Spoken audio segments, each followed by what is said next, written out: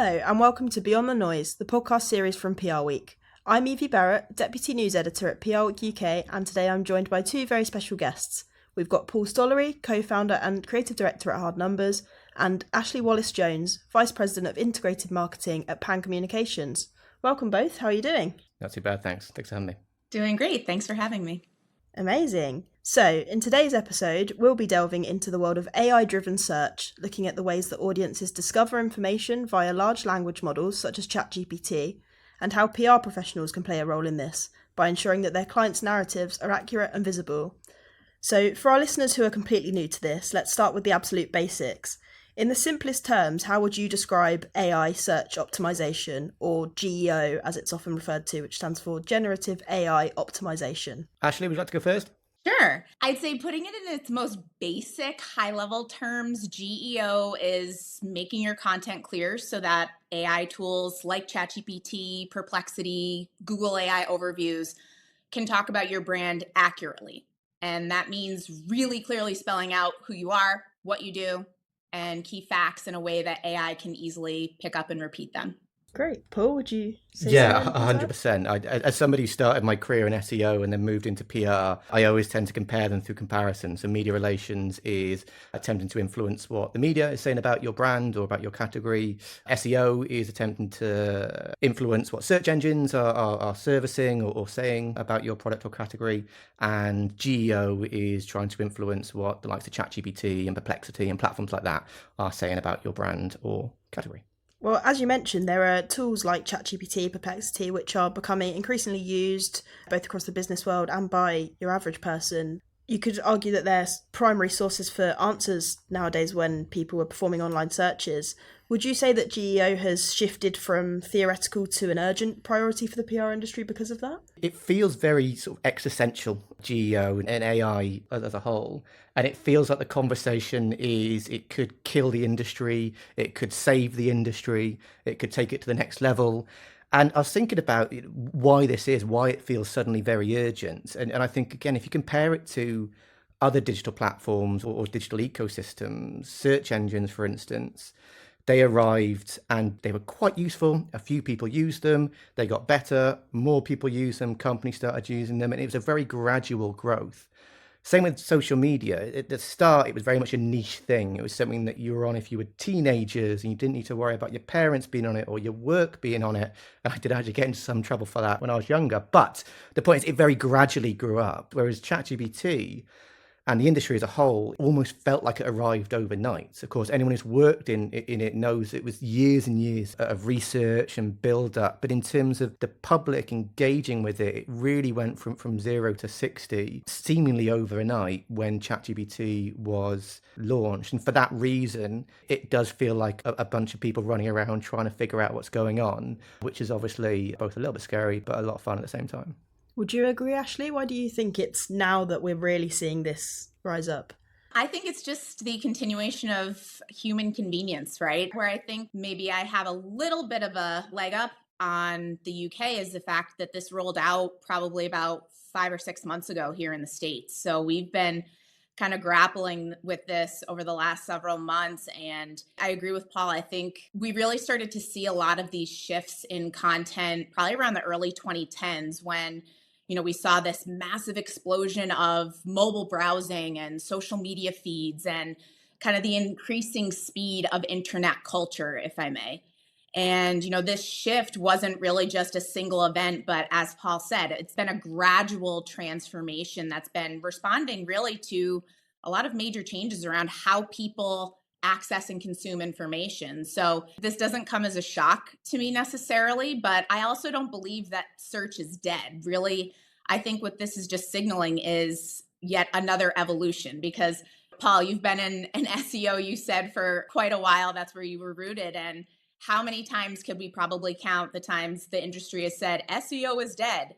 I actually think what this is an issue death knell for set it and forget it marketing above all else. Yeah, I've seen a lot of those articles about SEO and PR. They just seem to pop up everywhere. But yeah, the death of those channels is much exaggerated. Yes. I should hope so. Yeah. I mean, you made a good point, Ashley, about a lot of these tools like Google's AI search tool rolling out in the US before the UK. I mean, we've only had it for a few weeks, I think it is at this point. How have you found that to be so far? There's a couple of things. It definitely, we were feeling the same sense of urgency and, oh my God, why are we seeing drops in traffic? And we were getting much of the same from clients too, with just a lot of concern. And really what we found is that this is about making sure you are touching every single search surface.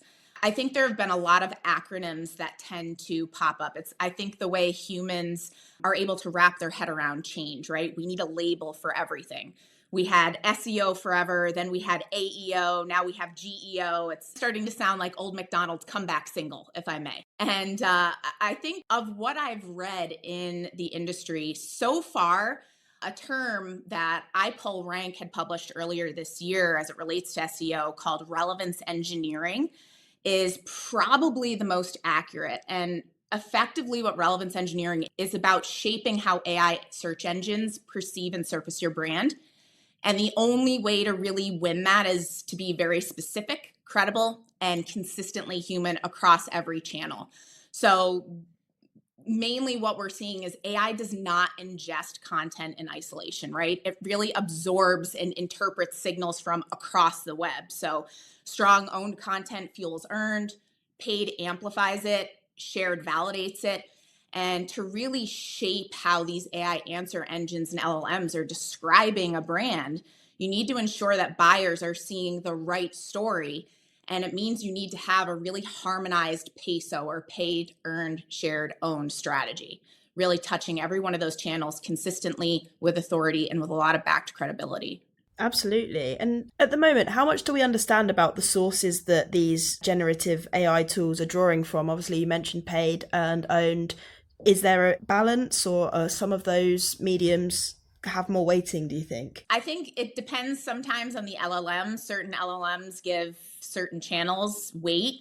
And I think what we're seeing today is only going to continue to evolve, right? We know this to be true because algorithms change, preferences will continue to evolve. But from some sources that we've seen, there was actually a recent report Muckrack had put out that found 95% of sources that are cited in LLMs are actually earned media, with about 89% of those being non-paid media placements. So I know as it relates to PR in particular, PR has a front row seat to this, right?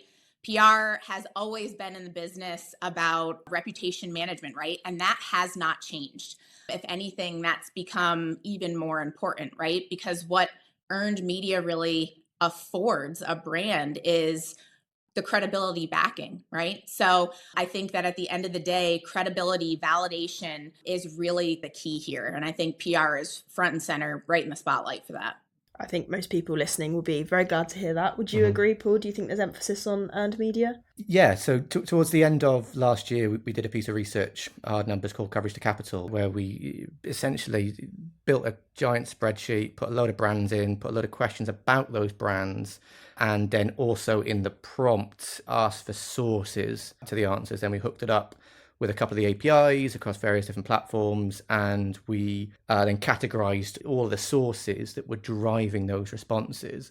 And we were very relieved to see that the top source driving these answers was media relations. It was earned media coverage, often from sort of high quality tier one publications, but just as often from trades and more niche publications as well.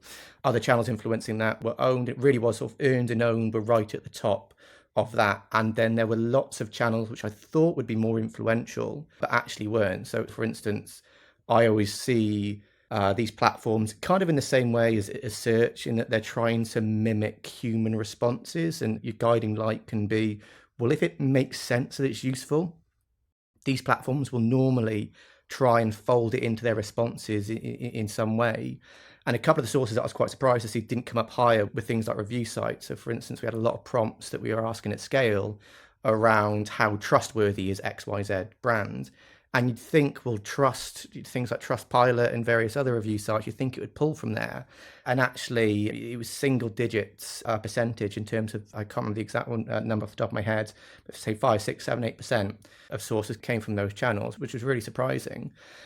The bit where this is really interesting and really hard and really exciting is it's always evolving. So we're doing that research again now, and we're going to try and add a few more layers to it. We're going to try and look at media influence and see whether there's a correlation between that and sentiment. And one of the things I've spotted early in the data is that the likes of Trustpilot and review sites do seem to come up a lot more often. So that's maybe sort of 8 months of evolution, and a lot of these channels are suddenly catching up. So yeah, media relations was, from everything I've read, most consistently that the most influential channel. I think we'll see the mix of channels after that be sort of constantly reordering as these things try to reason and think and reply like smart humans. Because there are also slightly less conventional channels that we hear that are potentially influencing these tools. I'm thinking things like Wikipedia and Reddit. I mean, what do you make of the influence of those? Tremendous influence. Wikipedia, Reddit, getting at what you were saying, Paul, right? It's user-generated content also plays a huge role, but Wikipedia,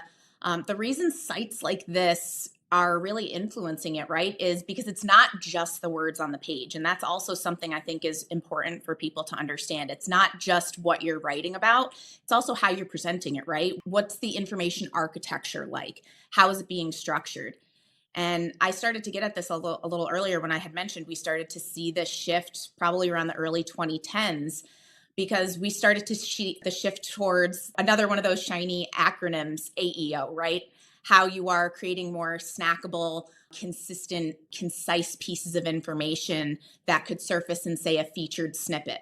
It's the same premise, right? You're doing that, but so that an LLM can interpret it. But the difference is that an AI needs to see that consistently multiple places to say, okay, I've seen this now on XYZ platforms from ABC sources that I've come to learn are trusted and credible based off of everything else that I'm seeing. So I think that it's important for people to understand that building clear, literal brand messaging that positions your company solution in a way that is relevant for your human audience still very much matters.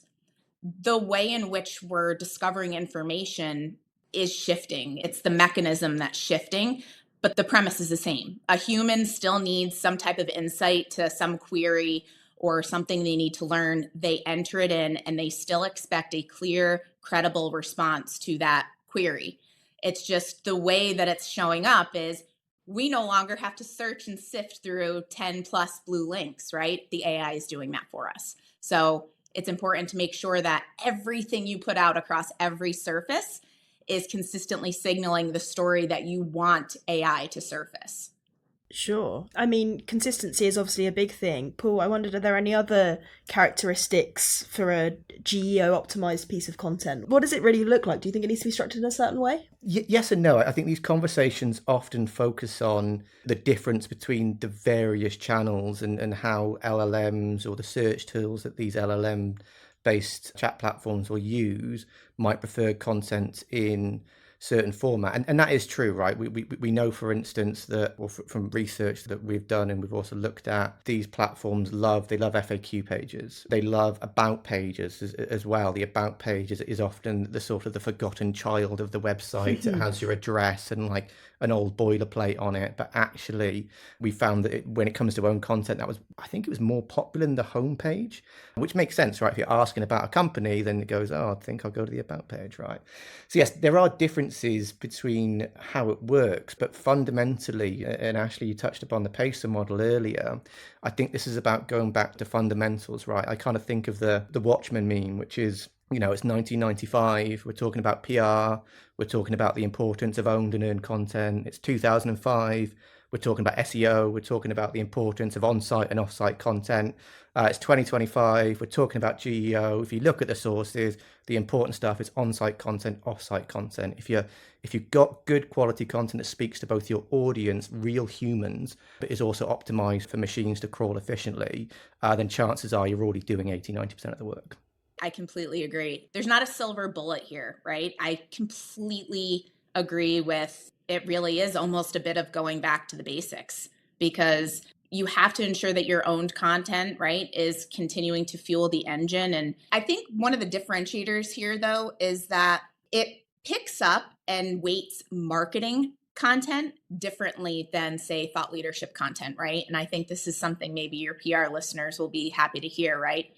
Having a unique perspective and something that either starts a new conversation or adds value to an existing conversation is also key here, right? And I think that this is also pointing to a fact that we are now at a point in time where algorithms and LLMs, just like humans, want to hear from executives. They want to know what your vision is, what's your perspective, what do you predict, right? You are the CEO or a chief innovation officer of some massive enterprise or mid-market company. And as a customer, prospective customer, I would love to know what you think. What do you see?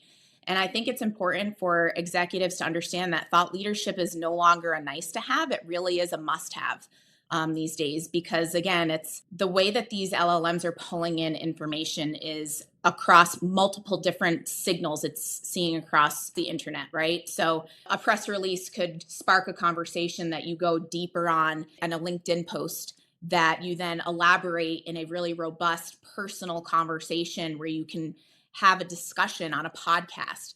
So for PR, if anything, I think that what we've seen in the States is a tremendous fracturing of the media landscape. And I think that what it's signaling is also the rise and need for PR professionals to be looking beyond just traditional PR channels alone, right? It's not just the top leading publications anymore. It's a lot of non-traditional channels too, like podcasts, newsletters, Substacks. That's what we're seeing a lot in the US market. Interesting. Yeah, I think personal branding generally has become a much bigger part of PR, and you're right, CEOs are definitely wanting that. So if that's then feeding into the GEO side of things, then that makes a lot of sense. We've already kind of compared slightly to the rise of SEO and how GEO is the next iteration of that. I wondered if we could really drill down into what parallels you see between the two and how things might play out, because I think SEO, when it first started, probably felt like a slightly mysterious dark art, and there's bits of that around GEO, but I think people are wanting to figure it out a lot quicker. So I wondered if there's sort of any pitfalls we can learn from that kind of thing. I think parallels, confusion, lots of people talking about stuff who they might not fully understand it. Lots of services being put into press releases that haven't actually made it to a client yet. But no, in all seriousness, it's a new channel that I think is like SEO. It's a new channel that is both an opportunity and a threat. But again, to go back to my point from earlier, it builds on a lot of the same fundamentals of SEO and PR. Understanding your audience, understanding how they're using the channel, understanding how to influence a channel, and then using a blend of off-site and on-site content to influence it. That can be said of both SEO and GEO, and indeed PR. So yeah, there's a lot of parallels between the two, both in terms of how it's impacting our work, but also how you go about harnessing it for your clients. Great. I mean, what would you say to that, Ashley? Anything we can learn from the SEO days? I agree totally with Paul. I think that, again, it's the premise of what people are doing hasn't changed, right? And I said this earlier, people are still in search of information. It's just the mechanism by which those answers to that information are surfacing are evolving. I think this goes back to the notion of everyone saying SEO is dead, and I think it's just continuing to evolve, and there isn't one particular name that you could call it. But I think that it is important that brands continue to just, again, consistently show up wherever it is that someone asks for an answer. Your brand needs to be able to be present. And that really comes down to deeply understanding who are you trying to reach and what value do you have to offer them. And I think until people really deeply understand the pains and the challenges that their audiences are going through, I think you might miss the mark, and you may not be the answer that rises to the top. I think the persona-led content here is key. And again, understanding who it is you're trying to reach with what message. Absolutely. And one area where I think we've probably evolved quite a lot is the whole measurement side of things.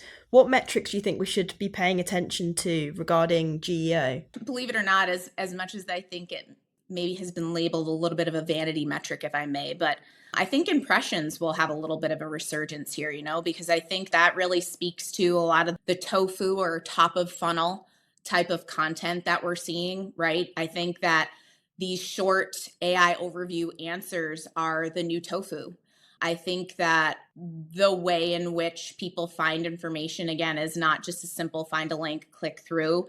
But I think that once someone does find an answer, the time they spend on that page, time on site, time during session will be important. But I definitely see impressions having a bit more of a resurgence here. How about you, Paul? Do you think volume, sentiment? What's the answer? Yeah, I think the answer to all the above is yes. Actually, you're absolutely right. Impressions, it might be seen as a crude metric, and it is a crude metric in isolation. But the key thing with the AMET measurement framework is you have to consider it in relation to everything from your activity to, I guess you track that as an output metric, and then obviously you need to tie that to impact as well.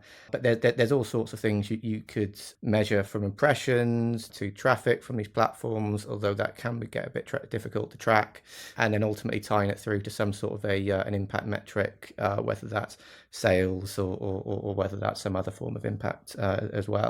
But I'm a big fan of crude metrics. I believe that we can often dismiss them too easily. The key thing is figuring out, okay, how do we tie that crude thing to this like really important thing over here? Because of course, if you flipped it and just considered sales but none of the other metrics, that'd still be pretty useless on its own as well. You need to figure out how they all tie together. And when it comes to GEO, what do you think are the opportunities for the PR industry specifically? What advantages do we have compared to, say, really technical SEO specialists? Might be a good question for you, Paul, seeing as you come from an SEO background. Yeah, so I started in SEO when they looked like very different disciplines. And I moved over to PR when that was, SEO was very technical. PR was more campaign driven or more reputation focused.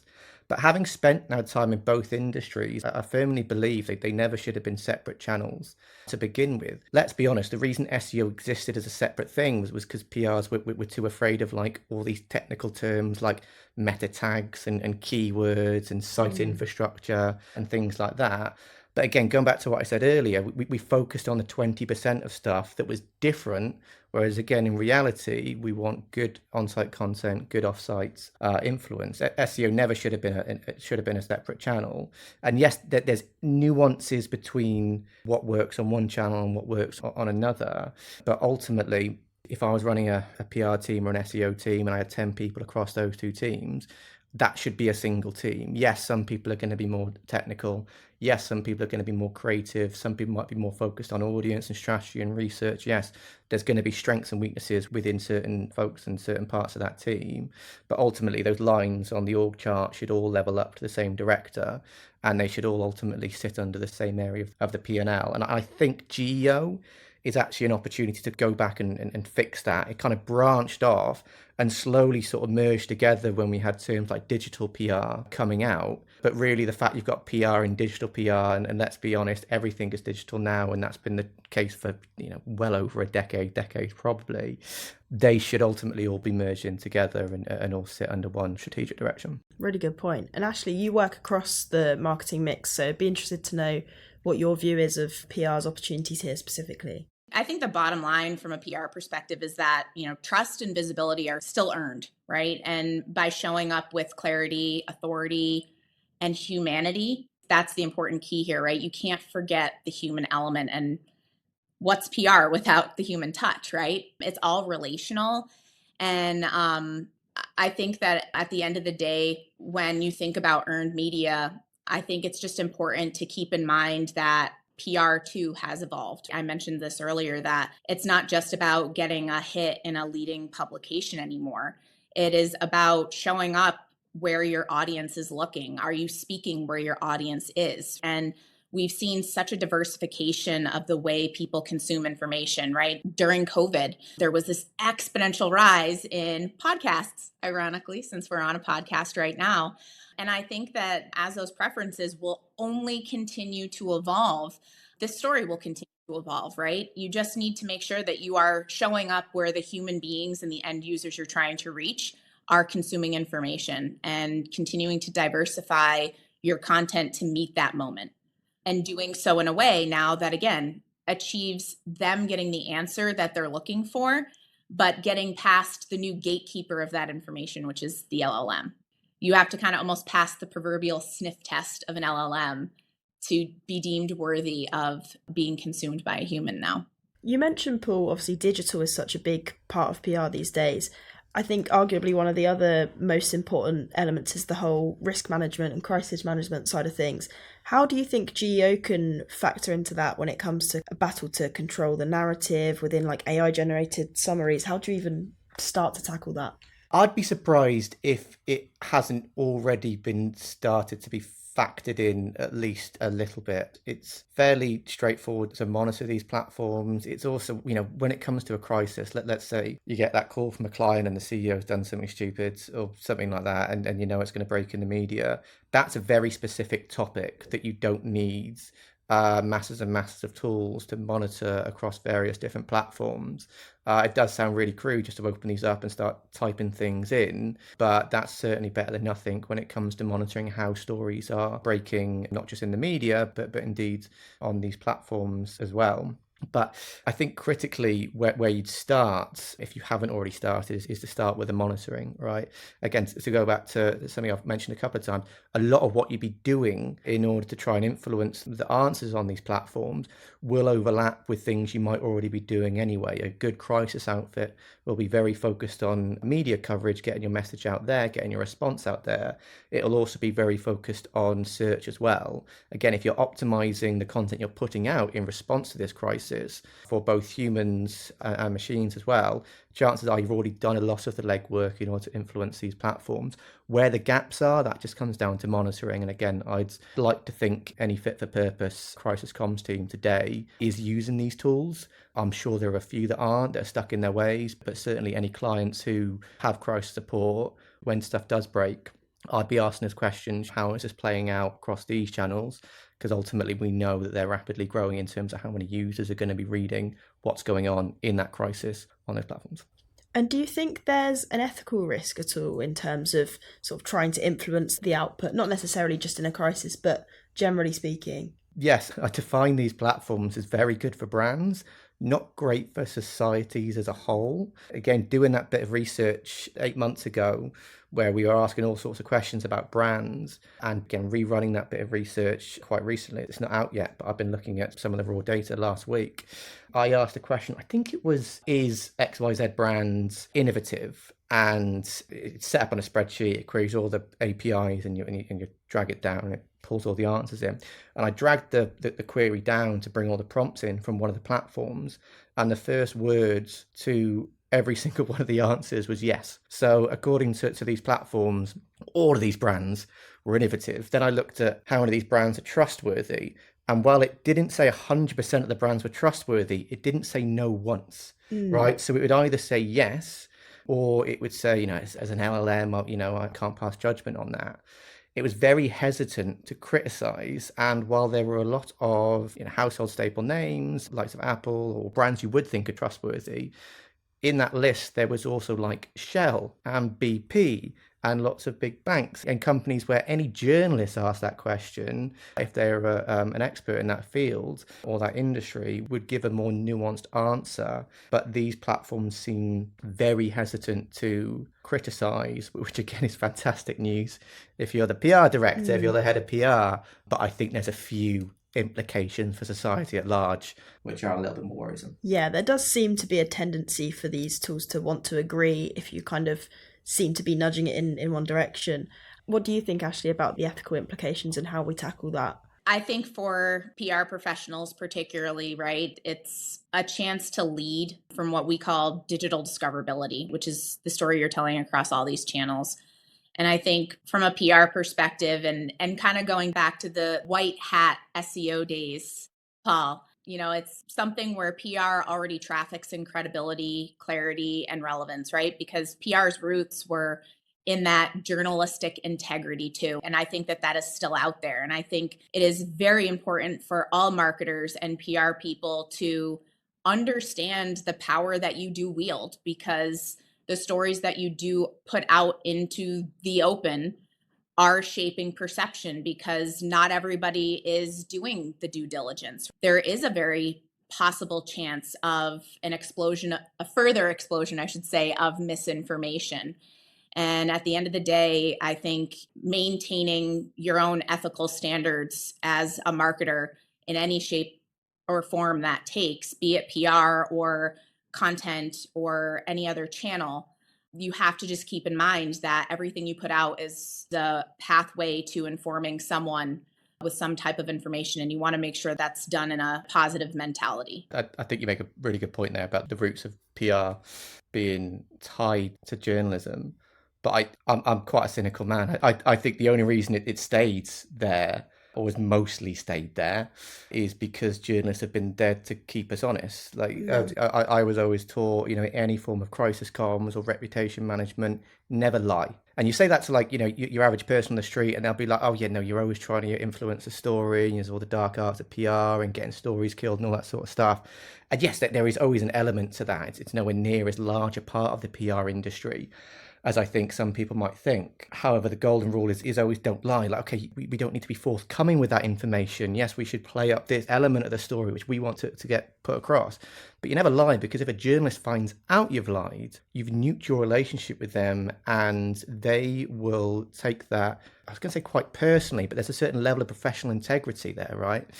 When it comes to these platforms, when it comes to, if you draw the parallel to search, you can manipulate them. And you might get a bit of a ding, as Google famously would always try and ding you if you went too black hat on your optimization. But fundamentally, the reason that I think we've stayed honest as a profession is because we've had journalists to keep us honest.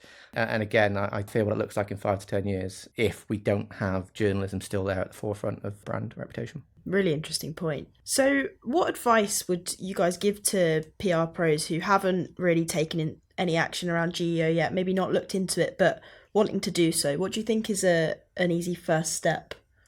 I think just for PR and marketing teams, it's really just understanding how to optimize content for both human readers and machine summarizers at the end of the day. And I think continuing to do the best practices, as we said at the beginning of this conversation, right? Make sure you're really nailing and mastering the basics.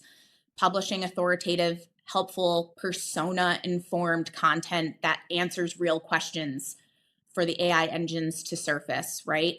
Make sure that you are meeting your human audience where they are, and just continue pushing that trust and credible information out there so that it's surfaced properly. Any other tips, Paul? It's always good to, if you're completely new to it, just start by doing some research. Like, where do you work? Do you work at an agency? Do you work at a brand? Do a little bit of research on how these platforms are talking about either your agency proposition or some of your clients, or if you're in-house, how are these platforms describing your brand, describing the competitors. You can do this quite manually, again, just by logging in and looking at things. And yes, that's quite crude, but it's still a better start to understand, okay, what types of answers come back, what's the nature of them. And the great thing about these platforms in comparison to search is that they all have APIs, which you've got to be careful with. The API rarely gives the exact same answer as what users see through chat, just through how they have access to tools and various other things. But again, you can produce a spreadsheet and you can figure out, right, what are the 30 things that people are going to be asking about my brand? What are the 30 things that people are going to be asking about my industry? What are the things people are asking about me, right? And actually put that in, and you can get those answers back at scale. And in doing that research, you're going to start to spot the nuances. You're going to start to spot how this impacts you and your professional career, your brand, your agency, your clients. And that's going to give you more ideas for, okay, well, that didn't quite seem right. That was a bit odd when I compare it to this other data point. That doesn't quite stand up. So maybe the next step, I can do a little bit more research. But fundamentally, it's just start by being a bit curious and trying to do a little bit of your own research into whatever impacts you. And looking ahead a few years, where do you think we'll be at with GEO in the agency world, or in the world of PR generally, I suppose? I appreciate that's a difficult question to know the answer to, but you guys are more experts than most people listening to this, I imagine. So yeah, it'd be good to hear what you think. Yeah, I think hopefully more integrated, hopefully a little bit less confused. Hopefully there'll be budgets for this sort of stuff. I don't want to sound mercantile about that, but we do have a lot of conversations with clients who are clearly like really know what they don't know. I think that's the phase we're in with this channel. That they're like, okay, this thing's over there, and I use it personally. I know a lot of, I know everyone's using it, but I don't know exactly how I should be putting that into my comms plan, into my budget. And we're able to provide a lot of counsel for our clients at the moment and training. But the actual, execution or ongoing measurement, you always run into a bit of a wall for the really boring reason that no one's yet added that line to the spreadsheet in the sort of marketing budget for the next FY. So yeah, I think it'll evolve. I really hope it's not its own channel in a couple of years' time that's completely siloed. It's a cliche to talk about siloed comms and things like that on PR podcasts because again, like literally when I entered PR, I joined an integrated comms team when integrated comms were brand new and silos were everything we were talking about, and I feel like I'm just using the same sound bites over and over again. But fundamentally, at a strategic level, you need to have sight as to how all of these things work together. And again, from a budget point of view, recognize that 80% of the work that you do in reputation, SEO, or GEO is going to provide some impact on those other channels. So bringing those together, I hope, is what we do as an industry. Great. And Ashley, any other predictions from you?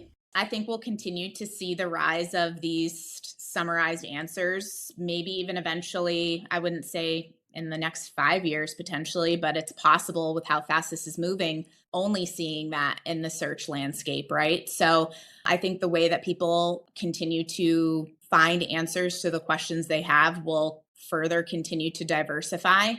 And similar to Paul, I think that it is only going to put the spotlight on the importance of integrated marketing across every single channel. And my deep hope is that lots of executives that may not feel marketing is a valuable channel really start to understand that marketing and communications and content really are the starting point for how people discover who you are, what you have to offer, and at the end of the day, what ultimately becomes a lead, right? Or a customer. So my hope is that this will further demonstrate the value and the impact that marketers as a whole across any channel have, and bringing it all together to tell impactful, positive, truthful stories moving forward. Yeah, fingers crossed. We've got a little bit of time before we go, so I thought it'd be great to touch on the topic of AI more generally and how that's being adopted by the PR industry, because obviously it's not just a case of optimizing for it, but also using it. What are the most effective ways that you're both seeing the PR industry use generative AI tools in their day-to-day work at the moment, do you think? Ashley, do you want to start? I think we're kind of scratching the surface still. To be honest, I think we're in a little bit of an AI hype cycle at the moment. I think that what I've seen across nearly every industry is a lot of AI washing, if I may. We saw this way back when ESG started to emerge, right? And everything started talking about being green and going eco, and there was a lot of greenwashing happening. I think we're seeing that here. I think we're still seeing a lot of the helps increase productivity and speed and efficiency across the way everyone is talking about AI. I think more people need to continue to test it because I don't think everybody has really started to explore it. I think it makes some people nervous. I think that there's a lot of confusion around what exactly am I supposed to do? Is it just I give it a prompt? Am I going deeper than that? I personally use it as what I describe as an articulation partner, right?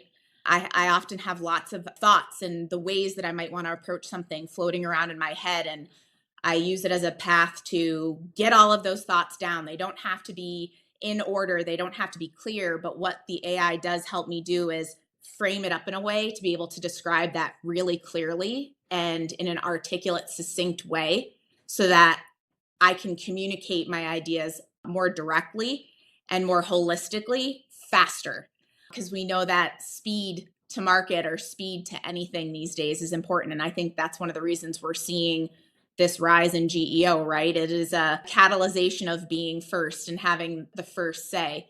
But, making sure that you're able to think through so many puts and takes is important, right? You don't want to just rush for the sake of being first. You want to be able to think through all of the stops, starts, pros, cons. And I think AI can help you do that much faster than your own brain can computate alone.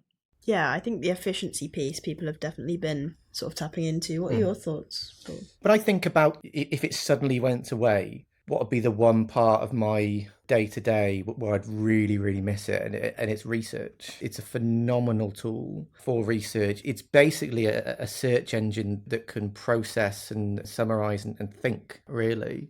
So, for instance, if we're working on a new business proposal, very often, let's say that we're working for an insurtech and they want to sell to C-level staff in insurance companies, you can get it to do deep research, to look at any research that's out there that speaks to important topics to this audience, get it to make an audience profile for you, get it to look at topics and key trends and pain points and things like that, which aren't right 100% of the time, right? And you've got to factor for that in your workflow. But very often in the proposal phase, you'll be going straight to some sort of tactical plan. And the big problem with strategy and research and creative, frankly, is that clients are always hesitant to pay for it. So it gives you a way of getting to insights which are not as good as working with a proper researcher or a proper research team or a proper research house, but stuff that's genuinely targeted and useful, that you can use as jumping off points for creative territories, that you can use,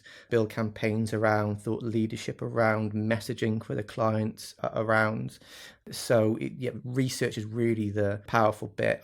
I've found it less good at the admin so far, largely because to do admin, you kind of need to have access to like loads of files and emails and databases, right? In theory, like the technology exists for me to say to ChatGPT. I'll give you a real example from a few days ago. My client emailed over the weekend and said, can we move this analyst briefing? And I've recently started overseeing the account because someone's left and we're bringing someone new in. And I would have liked to have been able to say, what's the status of this briefing? If we move it, what's the communication with the analyst been like up to this point? Have they been quite laid back? If we move the meeting, are we like to lose that? Can we push back on do we need to push back on the client? All those sorts of things. And even then, draft an email and send it to the analyst or put as a draft in my inbox. All the technology to do that stuff, all the hard stuff exists, right? We've built machines that can think and read and write and make decisions, but where they're currently falling short is they don't have access to emails or to your servers and things like that. And for good reason, right? Again, the technology exists to do that. I actually set up a separate instance a couple of weeks ago where I set up a separate inbox and did a separate folder on Google Drive. And I gave a version of Claude access to everything. And it was for the first time ever, it was genuinely like having a person who could go, I can just go and find that and I can change this analyst briefing and all that sort of stuff. But for quite obvious security reasons, you don't give access to these machines for your clients, carte blanche on sort of internal messaging, crisis responses, all that sort of stuff. So I actually think there's some really boring work to do in data integration before they start to become useful for admin at scale, sort of a really flexible way, but certainly research. And they're making crazy gains on content production. I think a lot of people think these things still can't write. If you know how to write, you can get them to write well. We don't use them to write for our clients because of the brand risk, right? Like not a day goes by where you don't see some journalist screenshotting some crap copy that's been sent to them that's clearly been written by the free model of ChatGPT. And the way I frame it is, if one of my staff, a junior member of staff, for instance, writes something that isn't very good and sends it to a journalist, there's not actually a huge brand risk there. Okay, it's not ideal. You don't want that, but sometimes, junior people do those things, right? If somebody who isn't a great writer uses AI and sends something out that's clearly written by ChatGPT, you've potentially created a huge reputational risk for your client. I've seen Chris Stoker Walker go into town. I can't remember the brand, but he screenshotted the thing and he kept the brand in there. So the content production, I do think, is at a level where it's actually good We just don't use it because of the stakeholder risk. And again, I still think that's the right decision for clients. So yeah, more potential in research, not so much in admin yet. And research is incredibly powerful. Yeah, some really interesting points there. But you'd hope that the PR industry, if anyone, will understand the reputational risks there. So I agree. Creating content with AI, big no-no. Please don't. Mainly because also it stays very surface level, right? It doesn't have the depth of expertise that really demonstrates that authoritative signal that an LLM looks for to surface a credible piece of content. But I do think that using it to augment a human's ability to produce content faster, when you're giving it human identified insight to develop that content from. So using it more as a structuring tool than a write me a byline on this topic type tool, I do think is incredibly valuable, right? So if you sit in a quarterly intake call, which I know a lot of people do in the PR industry, right? You meet with an expert. What are your thoughts on this trend and that trend? And what are your predictions for this or that? Not just taking just the entire transcript, right? Really hone the active listening skills to identify what stands out to you based off of what you have come to know about the audience you're trying to reach. This comes back to that notion of really understanding the audience you are writing any channel type content for, whether it's a byline or a social media post, and deciding which of those insights will make for a unique piece, and then taking those insights and having a ChatGPT or a Claude create a starting point for you to then edit and add to or elaborate to as the human expert, the human writer. I do think that level of speed can help greatly with efficiency, but totally agree with you, Paul, that having any type of LLM write content for you natively without giving it any specific information that you are injecting into it, and you're simply relying on whatever database of information it's pulling from, big no. Please don't do that. Yeah, it's definitely about knowing what to input and using it in smart ways rather than just lazy ways, I suppose. Yeah. Well, unfortunately, we are out of time for today. I know we could have kept going, but thanks so much to Paul and Ashley for joining me and sharing their expert knowledge. Do keep an eye out on prweek.co.uk for plenty more updates on the world of AI and GEO as it continues to evolve. If you've enjoyed today's episode, then we'd love it if you could leave a review, please, wherever you access PR Week's Beyond the Noise podcast. Thank you for listening, and goodbye.